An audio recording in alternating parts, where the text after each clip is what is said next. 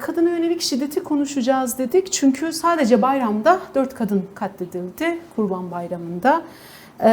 Bununla birlikte yine kadınların gündeminde Gülistan Doku dosyası var. Biraz Gülistan Doku dosyasını kadınlar çünkü bir açıklama da yapacaklar 6 ve 7 Haziran'da Dersim'de olacaklar. Gülistan Doku dosyasını dünden bugüne biraz hem özel savaşı hem de Kürdistan gerçekliğini de göz önünde bulundurarak değerlendirmenizi isteyeceğim. Çünkü her bir detay aslında bize kadına yönelik şiddetin hem boyutunu gözler önüne serdi dedik, hem de bu detay faillerin sırtını nereye yasladığını da bize gösterdi. Siz nasıl değerlendiriyorsunuz bu dosyayı? Şimdi Gülistan Doku meselesi tabii evet uzun süredir çok konuşulan bir dosya. Bunun temel sebeplerinden bir tanesi olayın kendisinin münferit tekil bir olay olmaması. Yani politik bir dosya şeklinde ele alınması gerekliliğidir aslında. Niye politik olduğunu söylüyoruz? Çünkü her dosyanın Gülistan'ın katledildiği süreçten itibaren dosyanın gördüğü bütün aşamaları ele aldığımızda aslında bize neden bu dosyanın kamuoyu dosyası ve politik olması gerektiği yönde çok fazla veri veriyor. Ben şöyle başlayayım. Yani bu Gülistan Doku meselesini aslında birkaç aşamada değerlendirmek lazım. Birinci aşamada Gülistan'ın katledildiği ana kadar gelinen aşama. Yani Gülistan ne yaşadı, nasıl oldu, nasıl katledildi. İkinci aşama katledildikten sonra bu 6 yıllık süreç içerisinde dosyanın sürüncemede kaldığı 6 yıllık süreç içerisinde yaşanan gelişmeler. Bir de dosyanın yeniden açılması ve akabinde yaşananlarla ilgili bu 3 aşamada ayrı ayrı ele almak lazım. Çünkü her aşamanın kendisi bize aslında farklı bir şey söylüyor. Yani bu dosyanın hem işte kamuoyuna mal olması, hem özel savaş politikalarından ayrı değerlendirilememesi, hem de bir yandan da iktidarın çürümüş tarafına değmesi noktasında böyle bölümlere, aşamalara ayırarak konuşmak daha doğru. Ben birinci aşamadan biraz bahsedeyim. Yani Gülistan ne yaşadı? Nasıl oldu da katledildi ve kim tarafından katledildi? Burayı konuşmak lazım. Belki de en çok şu an konuşulmayan mesele burası. Çünkü dosyanın yeniden açılmasıyla birlikte işte yaşanan gözaltılar, adli süreçler vesaire bunlar daha çok gündem oluyor. Ama bu Gülistan'ı katledilmeye götüren, cinayete götüren mesele neydi? Nasıl bir zemin var orada? İşte esas aslında konuşmamız gereken şey bu. Yani bunu konuşmasak biz bugün bir Gülistan'la karşı karşıyayız ama ki bu bilinen sadece kamuoyuna yansıyan bir mesele. Ama biliyoruz ki bunun sayısı çok fazla artacak. Çünkü esas kaynağını aslında bu dosyalar bizim özel savaş politikası dediğimiz yerden alıyor. Biraz ayrıntılandırmakta fayda var. Şimdi Gülistan Doku biliyorsunuz Diyarbakırlı, oldukça yoksul bir ailenin kızı ve Dersim'de üniversite okumaya giden bir genç kadın. Orada içerisine girdiği ilişki ağı, daha doğrusu içerisine düşürüldüğü ilişki ağı ve bu ilişki ağında yaşadığı şiddet. Daha sonra bu şiddete karşı çıkması, itiraz etmesi, bundan dolayı da katledilmesi mevzusu işte hep sümen altı edilen kısım burası. Yani bunu sadece Gülistan yaşamıyor. Bu tehlikeyi bu katliamı sadece Gülistan yaşamadı. Aynı tehlikeyle bütün genç kadınlar, sadece Dersim'de de değil, Kürdistan'ın geneline baktığınızda bütün genç kadınlar aynı tehlikeyle karşı karşıya. Özellikle yoksulluk kıskacındaki genç kadınlara yönelen bir devlet politikası olarak bu karşımıza çıkıyor. Yani şöyle değil, işte mesela bir Gülistan var, buna yönelelim değil. Yoksulluk içerisinde yaşayan ihtiyacı olan, maddi ihtiyaçları olan ve bir arayışı olan bütün genç kadınlara devletin kamu görevlilerinin, ister kolluk olsun, işte Gülistan dosyasında gördük, kolluk olmasına da gerek yok sadece. Devletin bütün kamusal alanı içerisinde herhangi biri de olabilir. Bunların özellikle yönelmesi meselesi önemli bir mesele. Bu yüzden çok konuşmak lazım bunu. Şimdi Gülistan biliyoruz bir şiddete maruz kalıyor. Tecavüze maruz kaldığı yönünde çok yaygın bir görüş var. Ailenin açıklamaları vesaire ya da dosyaya yansıyan bilgiler bu şekilde. Ama ondan sonrasında buna bir karşı çıkma hali de var.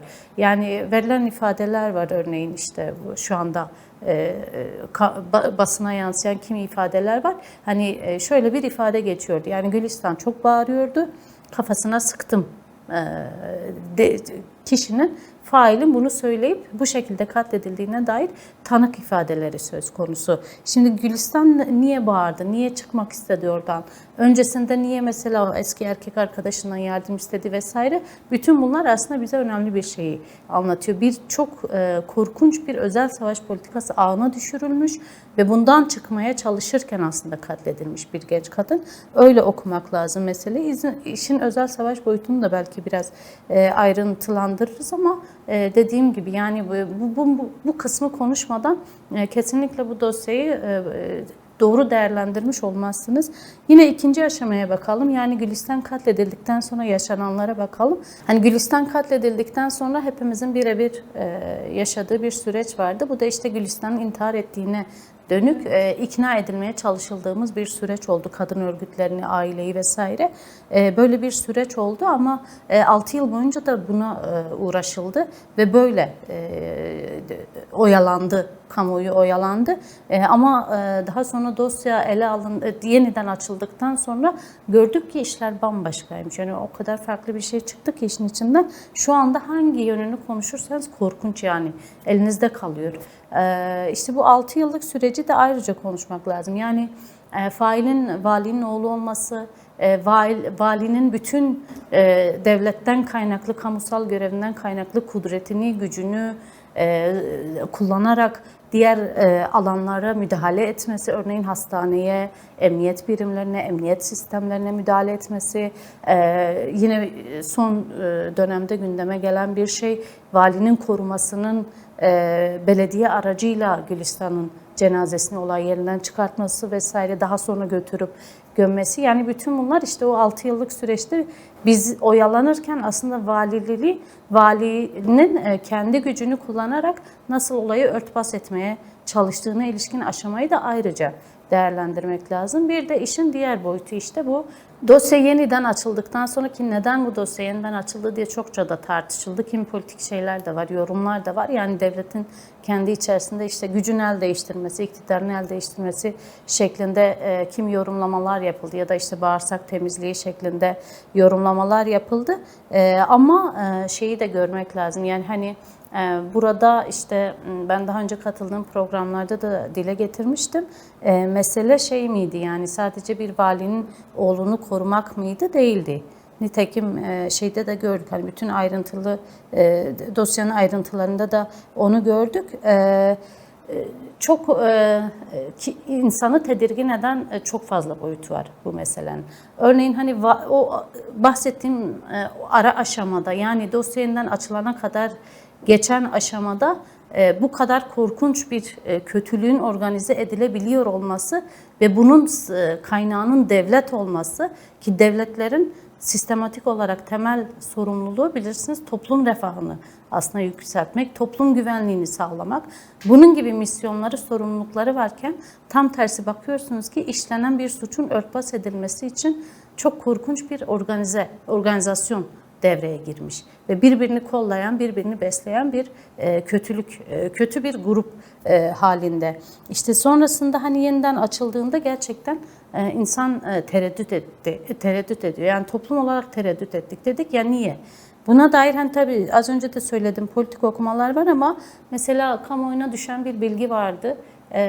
Gülistan meselesiyle ilgili yürütülen bir idari sürece atanan müfettişle İstanbul Büyükşehir Belediyesi idari soruşturmalarında ilgilenen müfettişin aynı kişi olması aslında bize başka bir şey anlattı bu mesele açısından. Yani ne demek istiyorum? Şimdi vali hakkında işte yolsuzluk dosyaları çıktı, ya da işte idari soruşturmaya konu olabilecek bir sürü işte ne derler, hani patlayan kimi olaylar vardı. Ama baktık ki aslında bunları soruştururken de, devlet bunları soruştururken de bir yandan da işte Süleyman Soylu'yla çok yakın olan, daha önce işte AKP'den milletvekili adaylığı yapmış, bir ara dönem işte özel sektörde çalışıp sonra tekrar müfettişliğe geçirilip ilk dosyasında Gülistan olduğu bir müfettişle karşı karşıya kalıyoruz. Yani bir yandan İstanbul Büyükşehir Belediyesi'ne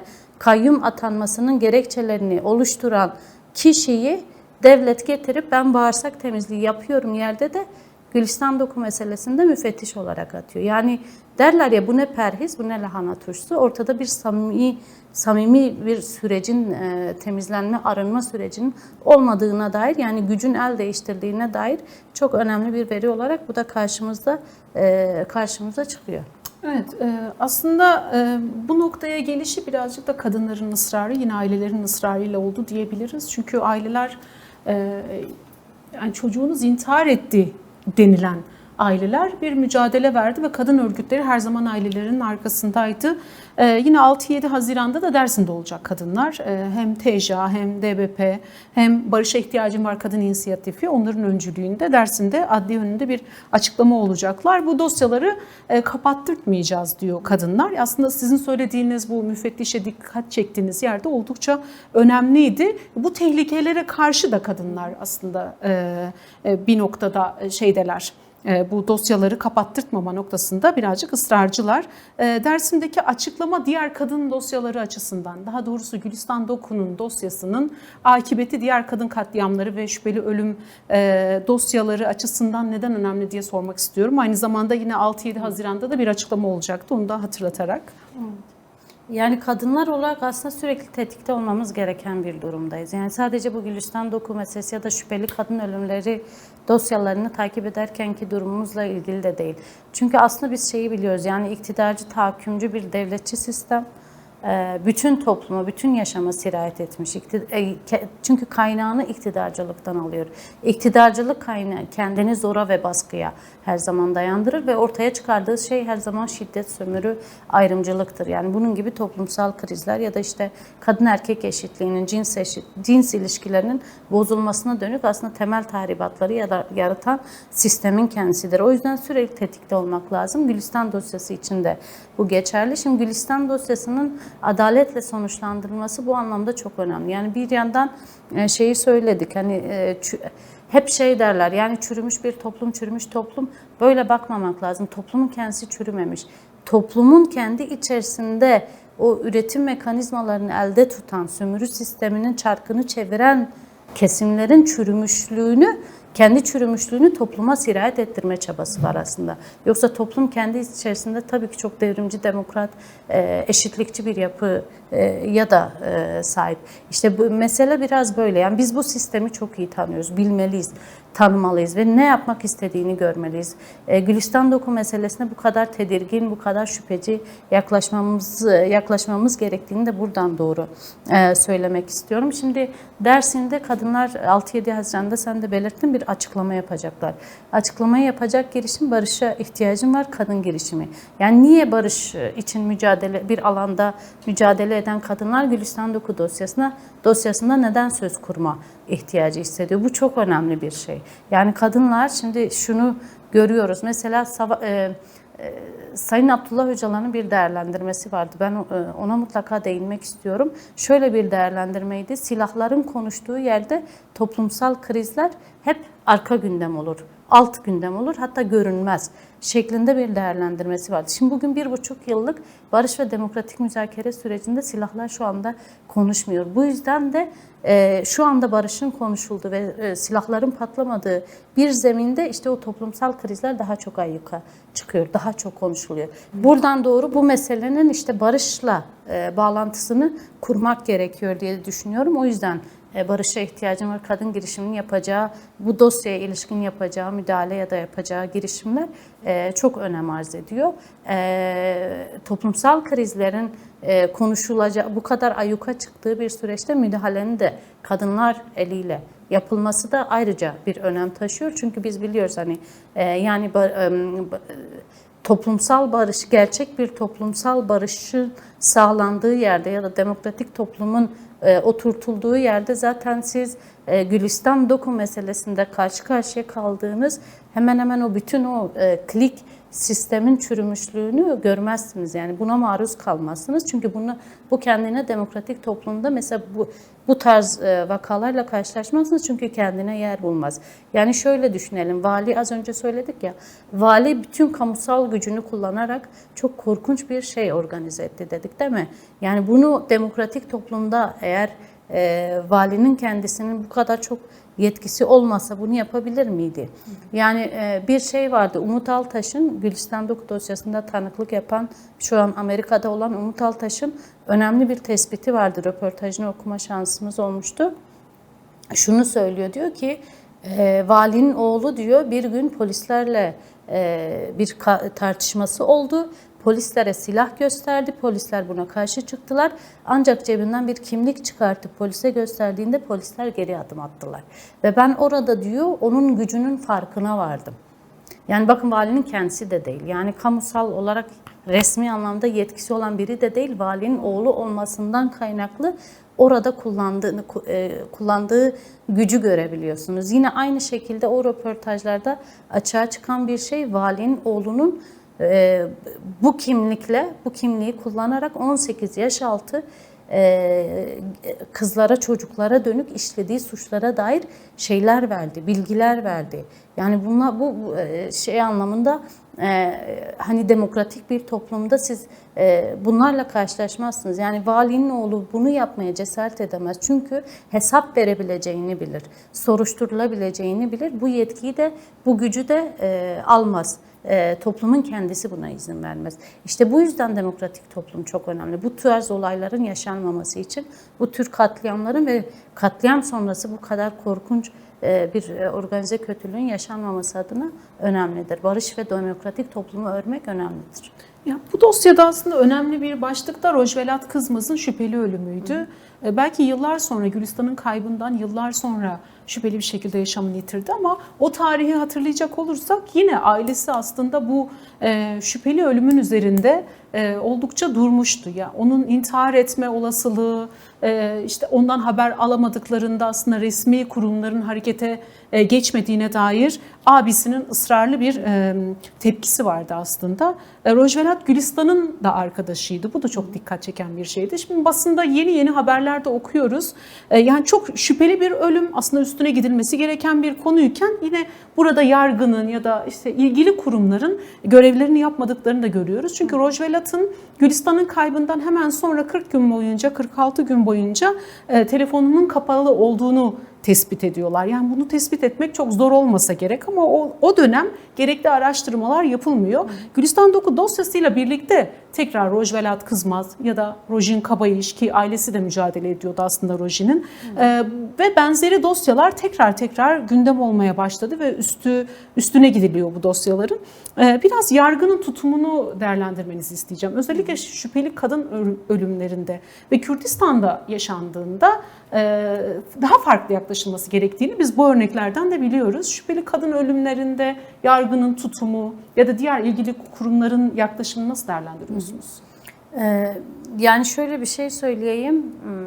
Belki bilmeyenler için çok küçük bir anekdot. Rojvelat, sen de bahsettin, Gülistan'ın çok yakın bir arkadaşı ve Gülistan'ın kaybından bir süre sonra Batman'da nehirde cenazesi bulunup ona da intihar etti denilerek kapatılmaya çalışılan bir dosyaydı. Ancak bu süreçte o dosyanın da yeniden açılmasına dönük hem ailenin hem kadın örgütlerinin hem de kamuoyunun bir talebi söz konusu. Şimdi geçenlerde Salim Ensarioğlu, yani eski Diyarbakır milletvekilleri ve AKP'ye yakınlığıyla bilinen bir milletvekili biliyorsunuz, bazı açıklamalarda bulundu.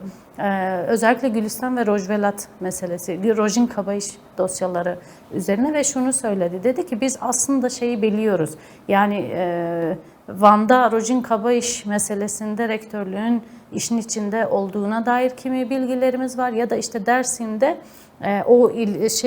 özel savaş pratiklerini gerçekleştiren şebekenin çeteleşmiş halin ilişki ağını da açığa çıkaracak kimi söylemleri oldu. Dedi ki işte orada işte kimi kamu kurumlarında çalışan kişiler işte kızların, o genç kadınların özellikle garsonluk yaparak ya da işte bu tarz işlerde çalışarak okumaya çalışan, üniversiteyi bitirmeye çalışan kadınların numaralarını işte birbirlerine verme şeklinde bazı kimi bilgilerden bahsetti ve Salim Ensarioğlu hani bunu devlet içerisinde, AKP içerisinden biri olarak söyledi. Yani bu işin korkunç boyutunu, yani orada da artık ciddi anlamda bu çürümüşlüğü ifşa edecek boyutta bir müdahale söz konusu. Yani bunun sebebi işte vicdan mıdır, adalet duygusu mudur, ondan çok tabii emin olamıyoruz söyleyen kişiye baktığımız zaman, ama söylediği şeyler gerçekten önemliydi ve bu özel savaş meselesinin işte sadece A şahsı, B şahsı, C şahsının başına gelen tekil meseleler olmadığına dair net bir tespit koydu. Bunlar çok organize işler.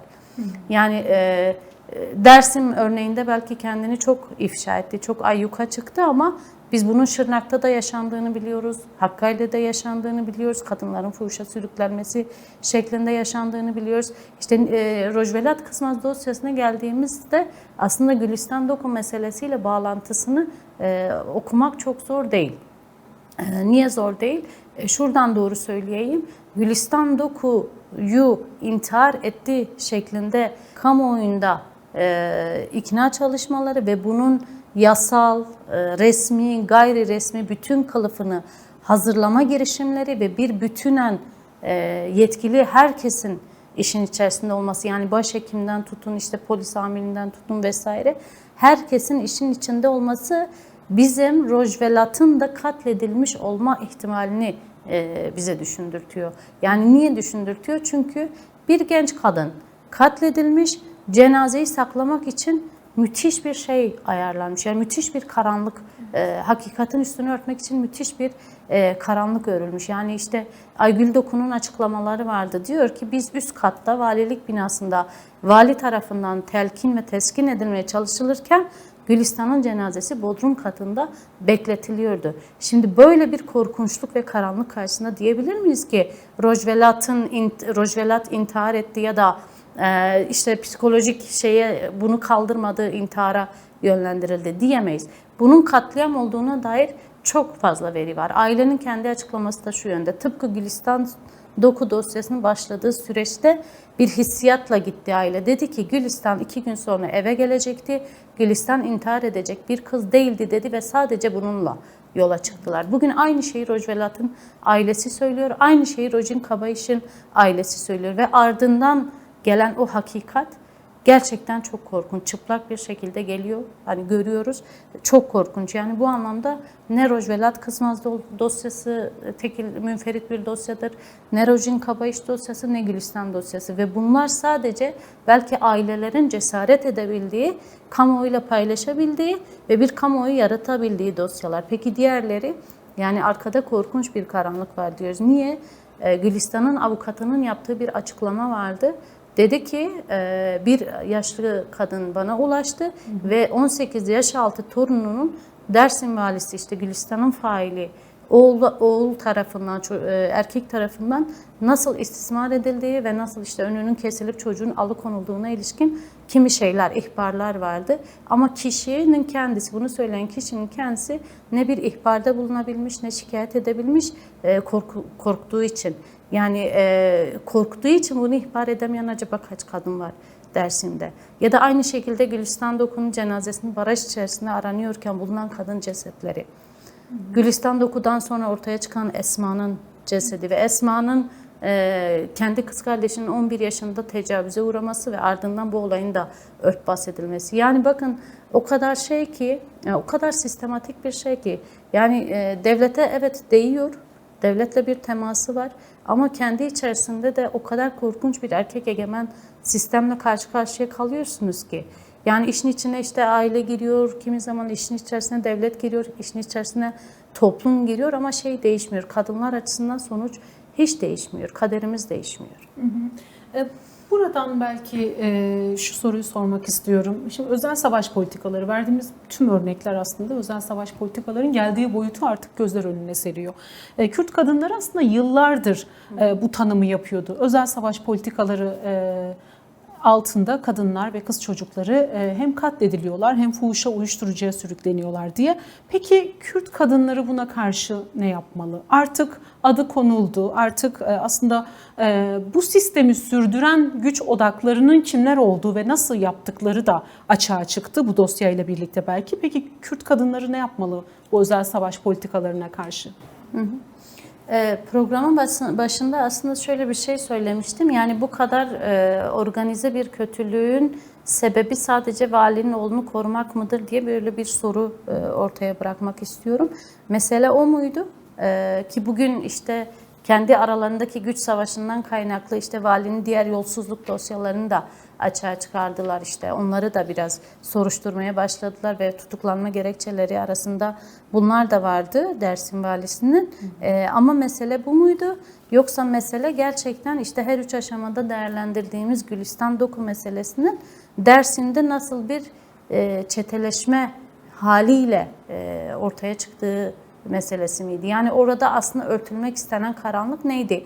Faili korumak bir yana, bu belki %20'lik bir payı var ama bence esas orada örtülmek istenen gerçeklik ve hakikat oydu. Dersim'deki o özel klikleşmenin, özel savaş politikalarının ne kadar sistematik hale getirilmiş olmasının açığa çıkmaması içindi bütün çaba.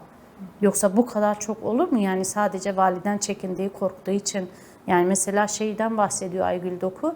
Diyor ki barajda arama sırasında gelip vicdanlı yaklaşıp bize şunu söyleyen dalgıçlar oldu. Ya burada zaman kaybetmeyin, Gülistan burada değil diyen dalgıçlar olmuştu ama valinin karşısına geldiklerinde bunu söyleyememişlerdi. Mesela böyle bir açıklaması olmuştu. Ama şunu söyleyebilir miyiz? Yani başhekim de validen korktu. İşte İl Sağlık Müdürü de validen korktu. Hatta İşkur Müdürü de, çünkü Gülistan Doku ailesine daha sonra iş teklifiyle gittiği yönde bazı iddialar var. O da korktu, bu da korktu, şu da korktu. Öyle değil. Herkes işin içinde. Herkes işin içinde. Yani yeri geliyor bunu valinin oğlu yapıyor ama yeri geliyor belki de emniyet amirinin oğlu yapıyor ya da kendisi yapıyor. Yeri geliyor diğer kamu kurumunun başındaki kişinin ailesi yapıyor.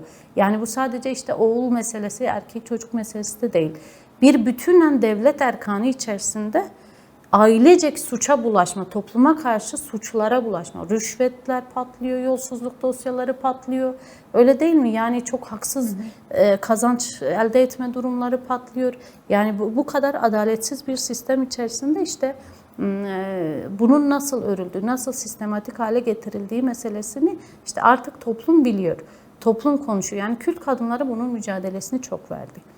Çok verdi. Bu meselelerin politik olmadığını yıllardır söyledik. Yani biz zamanında şöyle bir şeyle yola çıktık.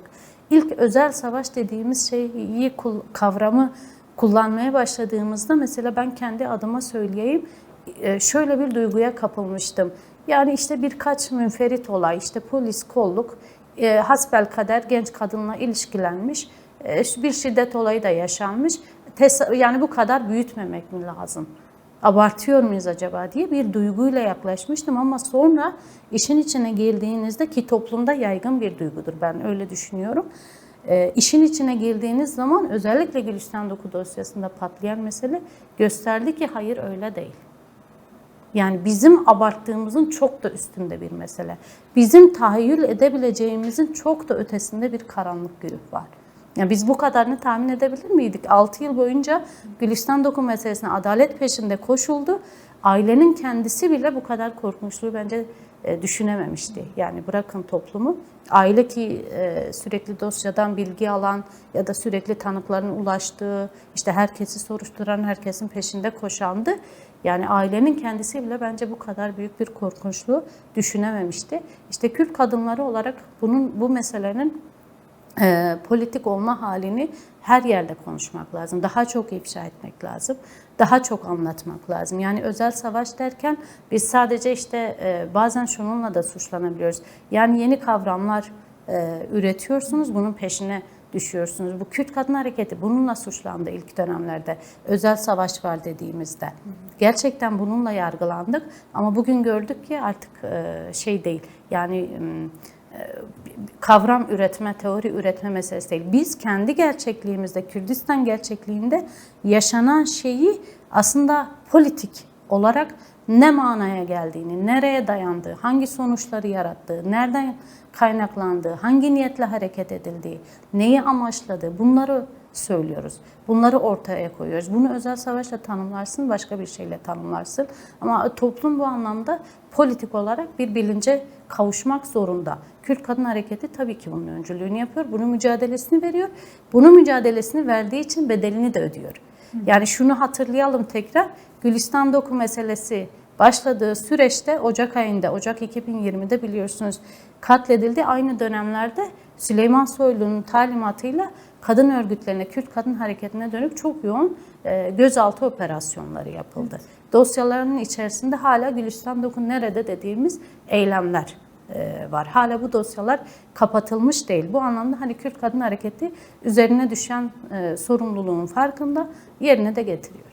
Yani tablo böyleyken, bu kadar kadınlar bir şiddet sarmalı içerisindeyken, özel savaş politikalarına karşı mücadele ediyorlarken ve bu kadar kadın katlediliyorken, sadece bayramda 4 kadın katledildi dedik çünkü, bir yandan da aile yılı tartışmaları devam ediyor. Yani bir bakanlık düşünün, bütün enerjisini aile kurumunu korumaya harcıyor ve bu kadınlar neden katlediliyor diye sormayan bir bakanlık gerçekliği var Türkiye'de.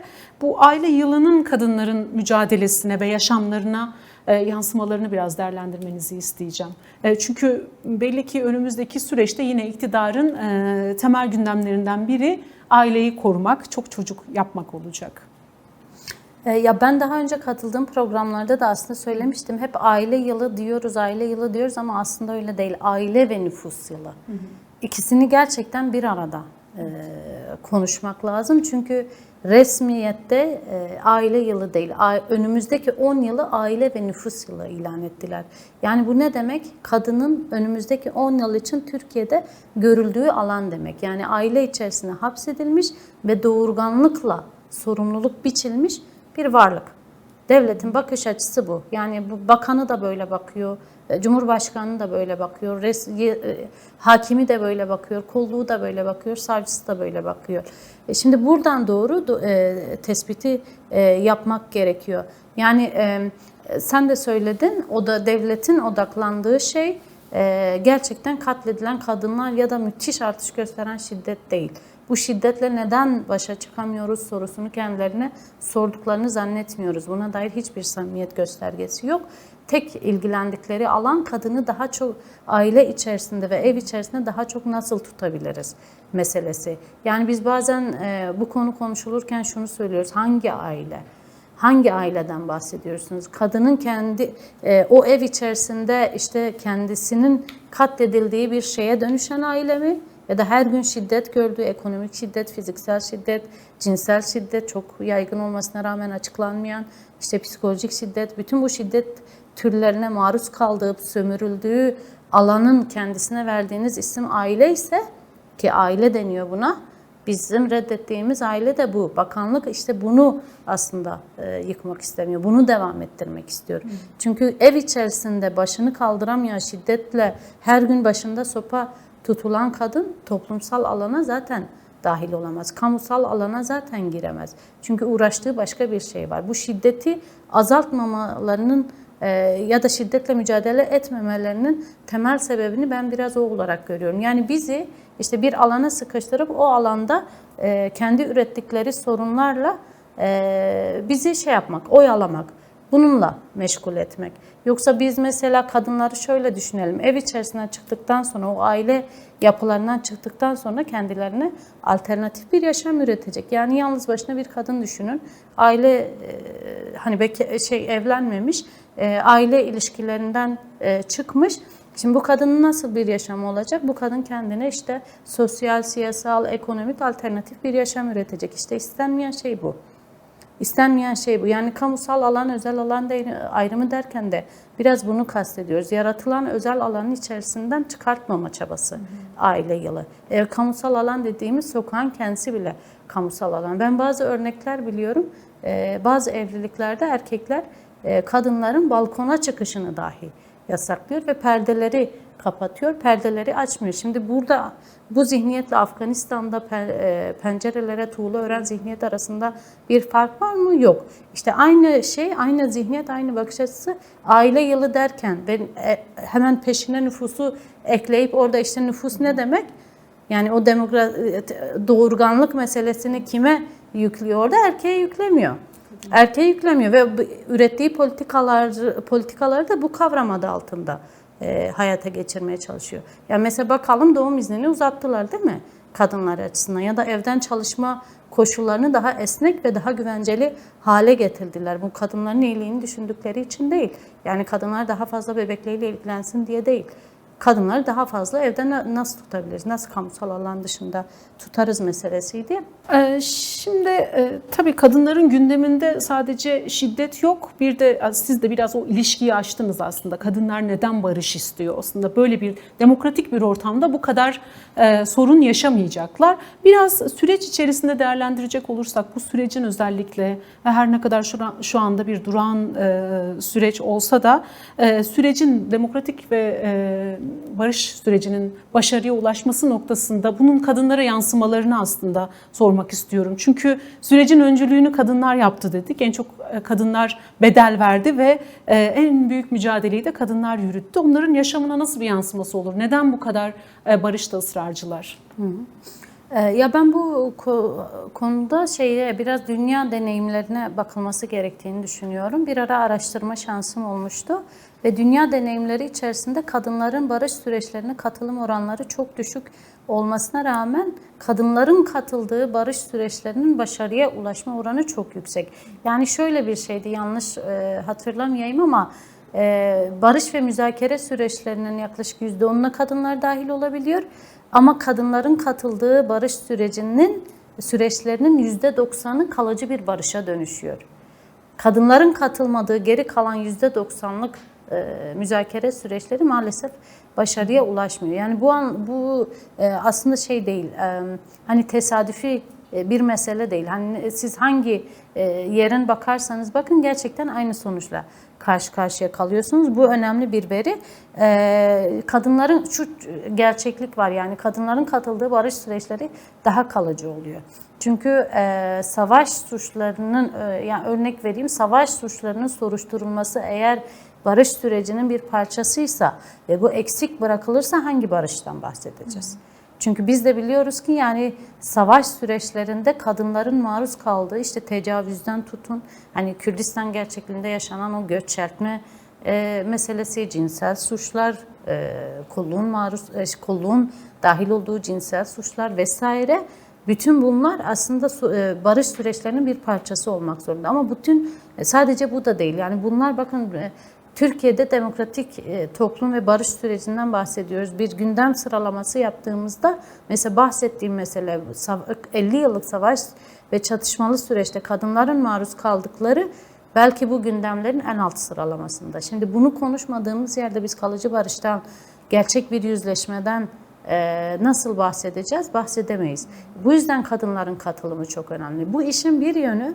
Bir diğer yönü yine dünya deneyimlerine baktığımız zaman örneğin Güney Afrika'da Mandela'nın başında olduğu deneyimde barışın, daha doğrusu silahların sustuğu andan itibaren kadınların, özellikle Mandela'nın eşi ve kızının da dahiliyetiyle birlikte kadınların o sürece dahil olması toplumsal anlamda reformlarda bir patlama yaşatmış. Nasıl mesela dünyanın en ilerici anayasalarından biri ortaya çıkmış. Özellikle kadınlar dahil olduğu için. Yani işte bütün ırk, cinsiyet, cinsel yönelim vesaire ayrımcılığın tümden yasaklandığı çok ilerici bir anayasayla karşı karşıya kalıyorsunuz. Yine aynı şekilde toplumsal cinsiyet eşitliğine dönük, eşitliğinin sağlanmasına dönük müthiş yasalarla karşı karşıya kalıyorsunuz. Yani bunlar var o dönemin süreçlerinde. Ya da yine çok önemli bir örnek, basit gibi görülebilir, kadınların siyasete katılımının arttığını görebiliyorsunuz. Yani öncesinde %20'lik bir parlamento kadın grubu varken bu oran barış sürecinin sağlanmasından sonra %45'e çıkıyor. Yani kadınlar sosyal yaşamda, siyasal yaşamda, ekonomik yaşamda, yaşamın her alanında, eğitim, sağlık, hangisini düşünürseniz düşünün, hepsinde katılımını arttırdığı bir zemini orada açığa çıkartıyor. Gerçek barış böyle sağlanır. Şimdi kadınlar olmazsa bunları konuşamazsınız. Yani sadece erkeklerin masada olduğu bir yerde işin kadın boyutu, kadınların yaşadıkları mesele konuşulmazsa işte maalesef başarısız olmayla karşı karşıya kalıyor. Yine mesela hesap verilebilirlik meselesi, birbirini affetme meselesi. Yani bütün bunlar aslında hep şey derler, yani duygusal zekanın kadına atfedildiği bir şey var, bakış açısı var. Duygusal zeka kadında evet daha gelişkindir, analitik zekanın varlığıyla birlikte. Ama mesela hesap verme, empati kurmayla birlikte hesap verme ya da yüzleşme meselesi duygusal zekadan bağımsız ele alınamaz. Yani bugün belki bilimsel bazı şeylerde erkeklerin bu zekayı kullanmaktan imtina etmesi, işte bu tür meselelerde toplumsal bir şeye, bir başarıya ulaşmamasının temel sebeplerinden belki bir tanesi. Yani gereksiz görülen meseleler, yani hesap verme bahsettiğimiz gibi. Yine şuna değinmek isterim. Yani bu barış dediğimiz şeyin kendisi sadece silahların susması mı? Bugün Afganistan'da da silahlar susmuş. Pakistan'da da silahlar sustu. Öyle değil mi? Yani diktatörlük geldi, oturdu, silahlar sustu. Kimse kimseyle şu anda çatışma halinde değil. Ama kadınlar ne yaşıyor? Kadınlar ne durumda? Yani ona bakmak lazım. Barış dediğimiz şeyin kendisi tümüyle toplumsal olarak kendini her alanda örmesi gereken bir şey. Yoksa aksi halde erkekler bugün silahları susturur, savaşmaktan vazgeçer ama yarın öbür gün bir çıkar çatışması şey yapar, ortaya çıkar, tekrar silahlar konuşur. İşte o silahların susması meselesini gerçek bir barışa evriltecek olan kadınların müdahalesidir. Kadınlar müdahale ederse o bir daha yaşanmaz. Yani son olarak aslında DBP'nin, aynı zamanda DBP Kadın Meclisi'nin de kadın mücadelesindeki yol haritasını da sormak istiyorum. Yani tabloya baktığımızda evet belki kadınların mücadelesi ön planda ama bir yandan karanlık bir tabloda görebiliyoruz bu katliamlar, saldırılar karşısında. DBP olarak sizin yol haritanız nedir önümüzdeki süreçte? Biz DBP Kadın Meclisi olarak aslında geçmişten bu yana hep böyle atölye çalışmaları şeklinde, yani mümkün olduğunca her kadınla buluşma ve bazı gündemleri konuşma şeklinde bir çalışma tarzı benimsemiştik. Bu dönem aslında biraz daha farklı bir şey yapmak istiyoruz önümüzdeki planlamalarda, ki başladık bunun çalışmasına. Demokratik toplum inşasında erkeği dönüştürme konulu, erkeğin dönüşümü konulu bir atölye çalışması planladık. Yani biraz motivasyonumuz şuydu. Şimdi şöyle bir gerçeklik var. Mücadele ettiğimiz şeyin kendisi erkek değil, erkeklik olgusu. Ama bu erkeklik olgusunda değiştirip dönüşmesi gereken kişinin kendisi erkek. Yani geri siz erkeğe geliyorsunuz. Bu yüzden biz bu atölyenin kendisini kadınlarla değil, erkek arkadaşlarla, erkek yoldaşlarımızla yapmaya karar verdik. Yani biraz özel gruplarla, yani nasıl diyeyim, DBP'nin kendi içerisinde siyaset yapan, kendi yapısındaki erkek arkadaşlarla bu erkekliği dönüştürme meselesi üzerine konuşmak ve özellikle erkekleri de bu anlamda konuşturmak.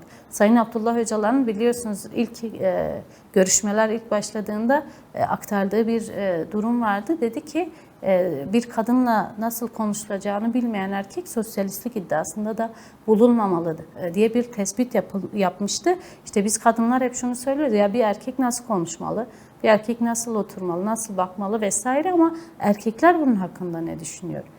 Erkekler bu dönüşme ne kadar hazır? Yani kendi ya da ne kadar farkında, dönüşmesi gerektiğinin ne kadar farkında? Biraz bu mesele üzerinden aslında bu çalışmayı erkek arkadaşlarla yürütmek adına böyle bir planlamaya gittik.